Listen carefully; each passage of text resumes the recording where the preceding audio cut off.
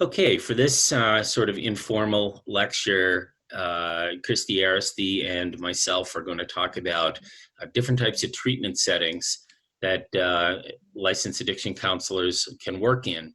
We'll take a look at everything from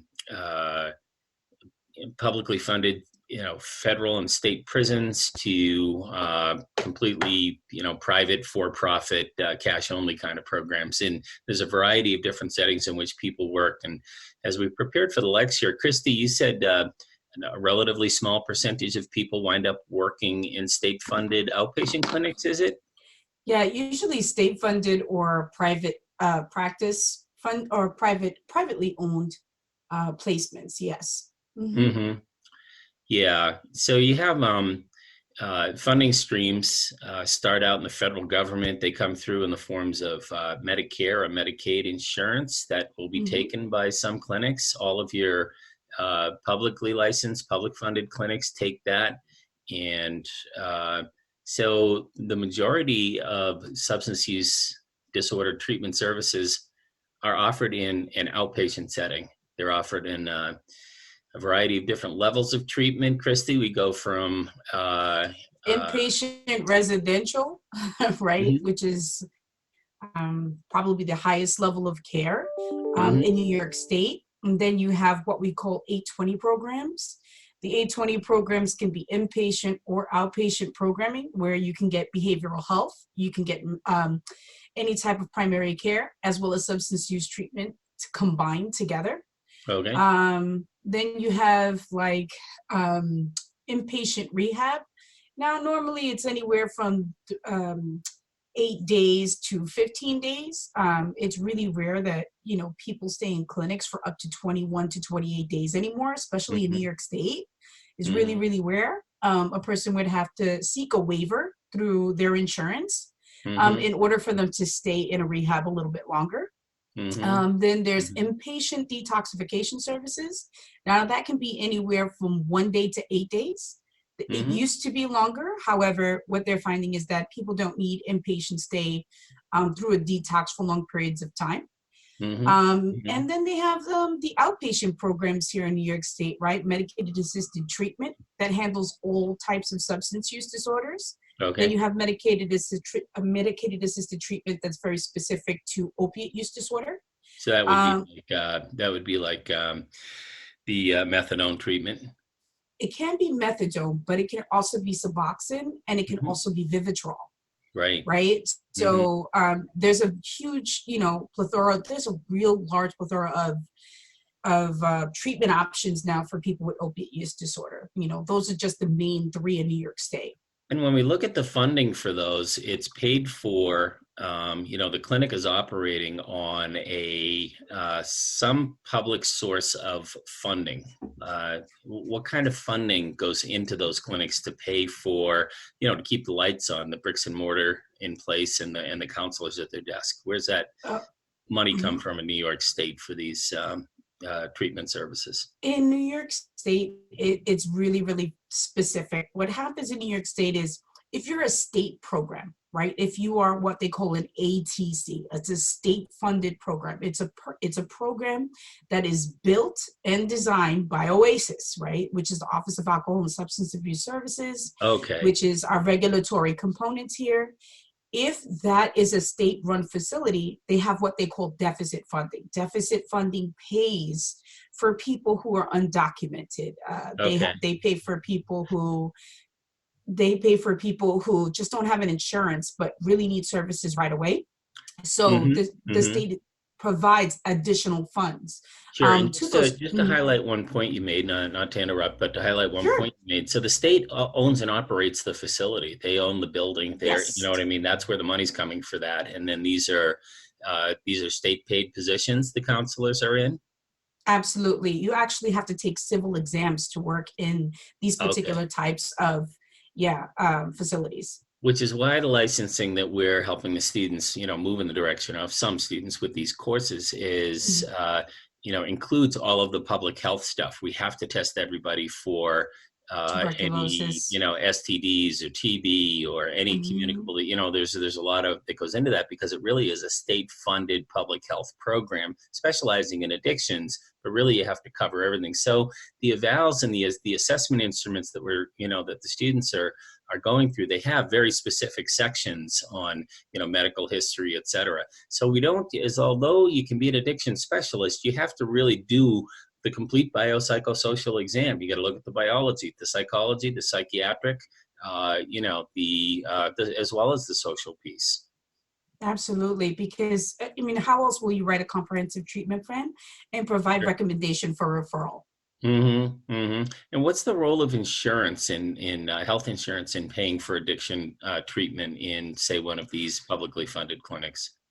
Okay, so if a person has Medicaid or Medicare, Hmm. or Medicaid, Medicare together, Right? or just Yeah. Medicare, Yeah. because there are so many different versions, Yes, there are. the state makes sure that they get paid based on what we call ambulatory patient guidelines, or APG Okay. rates. Okay, so there's So, rates that are set, and those come through the public insurances, Medicare, Medicaid. I'm sorry to interrupt, but what if I walk through the door with my Empire Blue Cross and Shield plan from oh, even the better. Thank university? you. You guys Thank gonna you. love that, right? Oh boy, here's the deal. Every insurance company has their own rates of payment. There is Mhm. no set rate of payment with an HMO, Oh. right? Mhm. Uh-huh. Mhm. So, So it's mhm, mandatory because we see in the second week of this module, it's mandatory that the insurance company provides coverage for mental health and mhm, substance use disorders. That mhm. bridge has been crossed. But what they pay could go anywhere from It less than varies. Medicaid to top dollar, I guess, huh? Well, here's the deal. Most of the time, the insurance companies are going to pay less than the Medicaid, Medicare rate. They're Interesting. not going to pay, right? Mhm. They're not going to pay at the Medicaid, Medicare rate. Okay, okay. I can tell you that's a New York thing, or it may be a locale thing. In rural Mhm. states, your private insurances are the best rate. Your Medicaid, because it's administered state to state, and the reimbursement rate for Medicaid anyway is set. We have a rate setting commission, so it can vary a lot. Let me steer the discussion into the ultimate publicly funded addiction treatment service takes place in, drumroll please, Department of Uh-huh. Corrections in your state prison or, state correctional facilities, right? Absolutely, the DOC. Good old Department So of what? Corrections. Yeah, yeah. In New York State, they're a great bunch. But here's the deal: in the Department of Corrections, what happens is when a person is released, the person is automatically mandated to go to treatment, whether they sold drugs or they use drugs. Okay. Anyone who's leaving the New York State Facility. correctional facility is going to go to some kind of treatment. It's just part of If parole or probation. Hmm. if they had a record of any sub of drugs on their record, then yes, yes, I wish I was kidding. And oh, really? Who's in the Mhm. correctional system that doesn't have some sort of record of alcohol or drug abuse? And this, I'm sorry, all you partner, family member assault stuff, all your, domestic violence, yeah, it's, I mean, and then the crimes themselves of, possession of an illegal substance, it's driving under the influence. I mean, it goes on and on. Oh Um, yeah.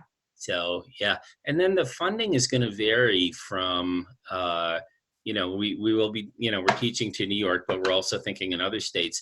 The Hmm. funding that goes into treatment is also going to vary state by state. And I think New York does Yes. a pretty good job because, they're fairly progressive with regards to understanding that you can't punish an addict into recovery. You're going to need to provide some sort of treatment in order to achieve lifestyle change. And that can happen in a correctional facility. Of course, people need to generalize those skills out into the community. Um, Speaking of my own state, now I'm in Montana. Uh, well, Montana may sound like a backwater to some folks, and we're a relatively, conservative state. Our Department of Corrections has 6 freestanding pre-release centers dispersed over a huge geographic area, several hundred miles between each, because we're such a large state. But each pre-release center uh, is designed to have people step down from incarceration into a lower level of security and integrate into the community. And in those pre-release centers, they have addiction counselors. And, if those positions are short, then they send them out into our publicly funded mental health substance abuse treatment centers. Because everybody, when they leave corrections, gets an insurance card and kind of goes that way. So there's different settings. There's the incarceration in prison. There's residential state funded. I have reports attached to this module from private, nonprofit agencies that have long-term contracts with the state to run 9-month residential treatment programs, after which people go to the pre-release centers that we have here. So there's that continuum of care from incarcerated, residential treatment, pre-release, supervised probation. They're out. The students have all read the continuum of care in a correctional system thing. So yeah, and at every step of the way, there's employment for addiction counselors. Yeah, New York State used to have fully funded programs like that, but we no longer have those a large portion of those programs. We still have alternative to incarceration programs. Mm-hmm. We still have, some halfway houses this is the colloquial language that we use.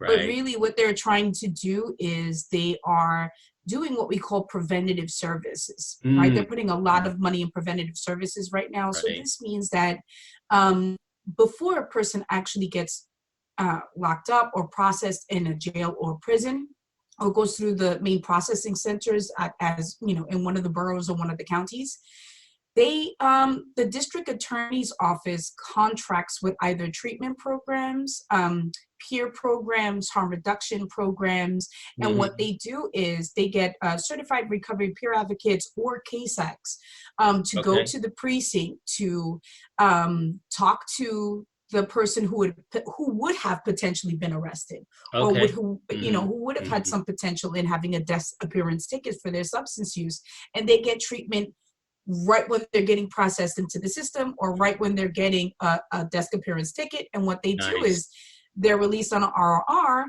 and or they're immediately transported to a program immediately. So that's becoming widespread in the boroughs here in New York State, because what they want to minimize the idea of incarceration for people that are using substances. How's New York doing with the treatment court system? I included an article I wrote on the drug court and treatment court system in a rural state. We try to unify the data collection system. So the students will have some exposure to that in I think the second week of this module. How's New York doing with you're talking about intervening at the earliest stage. Somebody's arrested and right away, it sounds like the court system's trying to get them involved in treatment, you said? No, the district attorney's office. The attorney's office. Okay. So they're making and enforcing a referral for outpatient? Yes. Okay. Outpatient, inpatient, so any one of the services. Does that become part of a drug court system? No, it's something different. Here's the deal. If the person has a long history of arrest with substances, has a long history of, not complying with treatment in New York State, what happens is that they're often arrested and they're processed, and they do go through the drug court.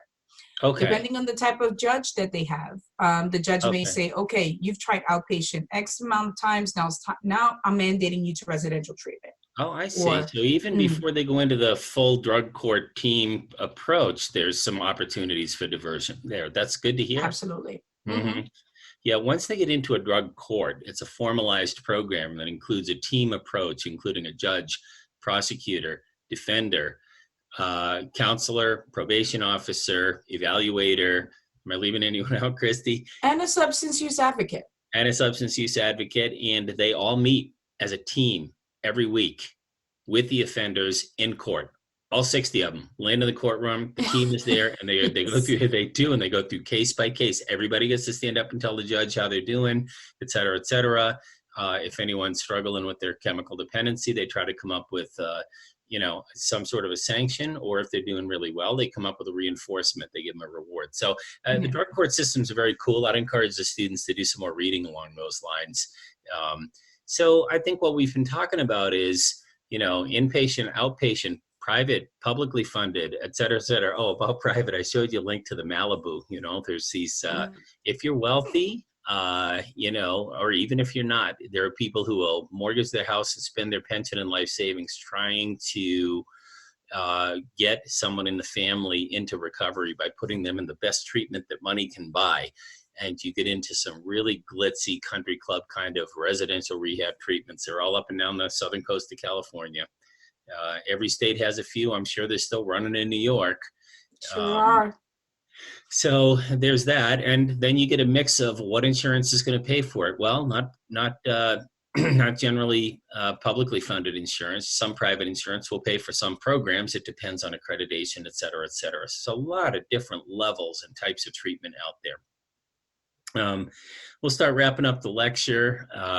One footnote, I spent a good part of my career in a private practice. I was self-employed. I took insurance companies, Blue Cross and Shield, et cetera, Cigna, Aetna, all of those had a contract with the U.S. Post Office that would pay me to see people. So, that's a kind of an independent practitioner. That's a little tough on addiction counselors. You want to be part of a group, as we'll see as we get into this. You have co-occurring clients, you have personality disorders, you got criminal involvement. It's not the kind of thing you want to be doing all by yourself in an isolated office all week. Christy's shaking your head. It's like, no, Nope. you don't. So you really want to have a close, kind of community, but you can be, private practice, self-employed, substance abuse counselor, because we're social workers. We have the license that can bill different things. So there's Right. that option as well. That's where some people wind up.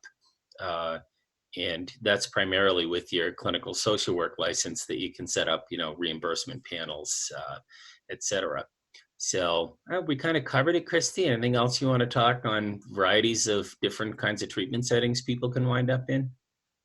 Yeah, just one that's really special and unique to New York State, which is the outpatient stabilization and withdrawal services. Okay. So it's really, really cool. It's really, really unique. So for people, what New York State noticed was that mothers, people who had families that they were taking care of, right? Parents that they were taking care of, weren't Mm-hmm. able to go to detoxification for more than 2 days because they Mm, didn't have anybody to take care of the people that were in their home. So right. what Oasis said was like, we have this large population we can't reach. And we also have this large population who has to continually use this revolving door effect Mm-hmm. because they're unable to stay or complete treatment. So it's very specifically detox treatment. So what they Okay. said was, this is what we need to do. If we can take a person out of their home for a couple of hours and monitor them while they're detoxing off of a substance, Right. and then they can go home and come back the next day to continue their detox. Okay. We think Mm-hmm. we're gonna have a higher prevalence of people completing treatment. And the numbers actually show, right? According to the Oasis, if you look on the Oasis website, they have all of Sure. their numbers available. Mm-hmm. There's definitely an increase, a significant increase, showing that people are going to this outpatient stabilization and withdrawal service. They're Okay. able to take care of their families and they're able to complete treatment. So you can compare that program to treatment as usual, and you'll have a superior outcome, which is Mhm. evidence, a basis in evidence that the program's effective, called an evidence-based program. We used to call that ambulatory detox or outpatient detox. What are you guys Mhm. calling it in New York City now? We call it outpatient stabilization and withdrawal service. Nice. It's great. As the students will learn more about withdrawal as we go along. I mean, it's certainly in the DSM. You can Mhm. pull that out. You can see it in the 11 criteria in the DSM. That outpatient, that withdrawal syndrome it's very tough. An individual gets very, very sick when they stop using some substances, and that's why they'll return to using them. So that's a nice service and a nice cap on the lecture too, Christy, to talk about the different modalities of treatment, the different kinds of programs that people will find themselves in. Corrections, inpatient, outpatient, private, publicly funded, run by the city, et cetera. So I think that about covers it for now. Any last thoughts? No, that's Good it. to go. Ending the lecture. Okay, students have the rest of their assignments in the Canvas board, and look forward to continuing to work with you.